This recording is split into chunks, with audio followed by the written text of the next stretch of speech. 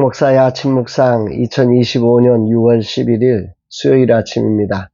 오늘은 레위기 18장 1절로 5절 말씀을 통해서 결정권을 다시 드립니다. 이런 제목으로 말씀 묵상의 은혜를 나누겠습니다. 어제 중보기도 세미나 4기 마지막 수업을 마쳤습니다. 마무리의 시간 내가 좀 더 잘 가르쳐야 했는데 하는 아쉬움도 있습니다. 그간 열심히 달려온 사역자들의 헌신에 대해 감사를 드립니다. 중요한 사실은 시작은 반드시 끝을 만난다는 사실을 다시 경험합니다. 인생의 끝을 자신의 충성스러운 자리에서 만나는 일은 참 복된 일입니다. 주님 이들을 시대의 무너짐을 세우는 자들로 축복하옵소서 고백합니다. 오늘은 사단법인 작업 절차로 이사님을 만납니다. 금주간 서류를 새롭게 다 보완하기를 소망하고 이사님들의 협조와 지지에 진심으로 감사를 전합니다. 오늘 주님 내게 무엇을 말씀하실까? 본문은 18장부터 시작되는 언약 말씀의 서론 역할을 하는 말씀입니다. 하나님께서 모세를 통해 이스라엘 백성들이 하나님과 언약 관계에서 어떻게 살아야 하는지 가르치는 그 서론의 말씀인데요. 2절 보니까 너는 이스라엘 자손에게 말하여 이르라. 나는 여호와 너희의 하나님이니라. 언약 관계를 통해서 어떻게 살아야 할지를 알려면 가장 중요한 것은 하나님과 이스라엘 백성들의 관계지요. 이 관계를 하나님은 이렇게 정의를 하신 겁니다. 나는 여호와 너희의 하나님이니라. 나는 여호와 너희의 하나님이니라. 이 말씀이 대단히 감동스럽죠. 이 표현은 단순히 하나님이 너희에게 존재한다, 하나님이 계신다 이 정도 수준이 아닌 거죠. 하나님이 너희에게 속한다. 하나님이 너희의 하나님이다. 이 아주 언약 관계에서의 하나님의 관계를 기가 막히게 표현한 것입니다. 하나님은 이 고백을 출애굽기 6장 7절에서부터 스스로 이스라엘의 하나님, 너희의 하나님으로 그렇게 자신을 계시하셨던 겁니다. 당시 고대 근동의 왕과 백성 사이에 있던 언약과 비교해보면 완전히 다른 것입니다. 당시 왕들은 내가 왕이고 너희는 내 백성이야. 이런 식의 관계였지요. 그러니까 너희들은 내 법을 지켜야 돼. 이런 것이요. 근데 하나님은 놀랍게도 전능하신 하나님께서 이스라엘 백성들에게 자신을 소유하게 하는 너희의 하나님이 될 것이다. 말씀하신 것입니다. 이는 하나님께서 멀리 계신 하나님이 아니라 우리와 함께 하신 친밀하신 하나님이라는 표현이고 더 나아가 그들을 하나님께서 선택하셨다는 뜻이고 하나님께서 맺으신 언약을 이름 걸고 반드시 지켜내시겠다고 하는 헌신의 약속이라고 생각됩니다. 광대하신 하나님께서 스스로 자신을 낮추셔서 은혜로 우리와 함께 하셔서 우리의 하나님이 되신다. 이스라엘이 하나님과 영원한 언약을 맺은 특별한 백성임을 알려주는 표현인 겁니다. 아주 친밀한 교제와 완전한 보호로 책임져 주시는 너희의 하나님, 우리의 하나님으로 하나님은 당신을 그렇게 우리에게 말씀하고 계시다는 게 참 감동이 됩니다. 그 신실한 은혜의 기초를 두고 하나님은 이어서 이렇게 말씀하죠. 3절에 너희는 너희가 거주하던 애굽 땅의 풍속을 따르지 말며 내가 너희를 인도할 가나안 땅의 풍속과 규례도 행하지 말고 430년간의 삶을 통해 삶으로 녹아든 애굽의 풍속과 또 앞으로 하나님이 허락하실 땅 가나안 땅의 풍속을 그것을 따르거나 행하지 말고 오직 하나님의 규례를 따르는 백성이 되어라. 내가 너희의 하나님이니까 너희들은 그렇게 하나님의 규례 속의 말씀을 따르는 백성으로 여기서 존재해야 한다. 이렇게 말씀하신 겁니다. 애굽 땅의 풍속은 따르지 말라. 그리고 가나안의 풍속은 행하지 말라. 이렇게 따르지 말라, 행하지 말라 비교했습니다.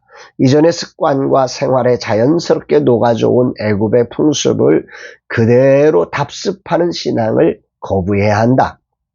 이런 말이죠.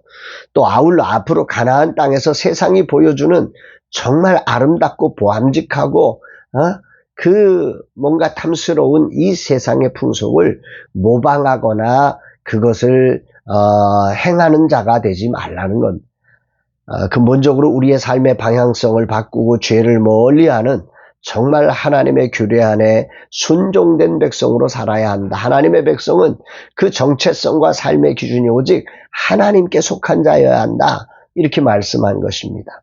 그러면서 이런 결론을 내립니다. 5절에 너희는 내 규례와 법도를 지키라. 사람이 이를 행하면 그로 말미암아 살리라. 나는 여호와이니라. 여기서 살리라는 것은 단순한 생존이 아닌 진정한 생명, 온전한 삶, 하나님과의 화목한 관계 속에 사는 것을 말씀하고 있습니다. 오늘 이 말씀은 내게 무엇을 말씀하시는 것인가? 삶은 단순한 것이 아니라 어제의 상처와 영광이 오늘을 지배하려고 합니다.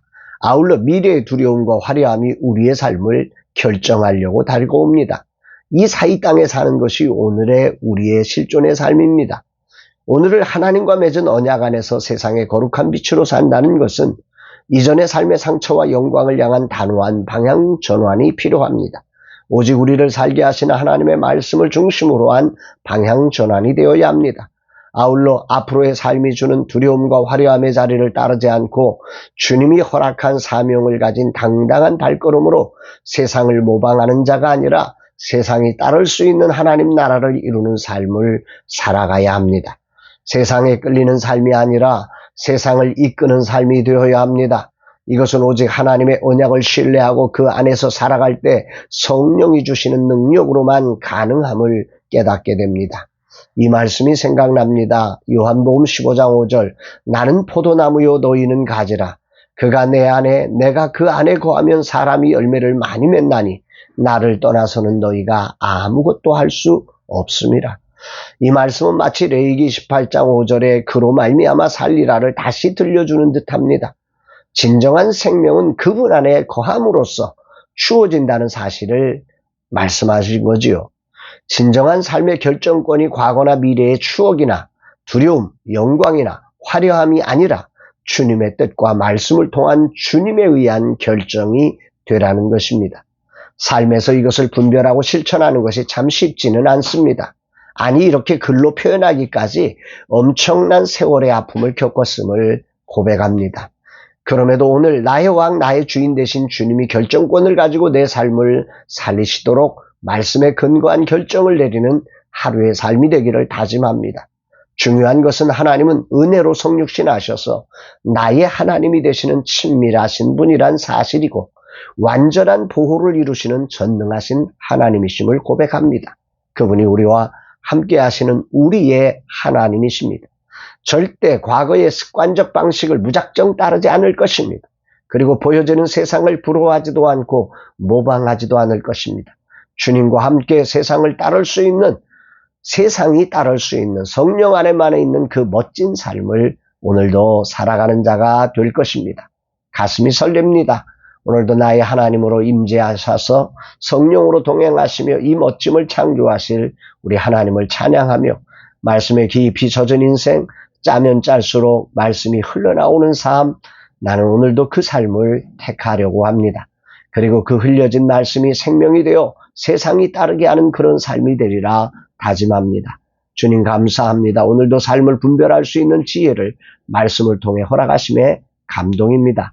이 하루가 진실로 말씀을 따라감으로 세상을 비추는 빛으로의 삶, 세상을 살리는 생명의 물이 되는 삶이 되게 하옵소서 고백합니다.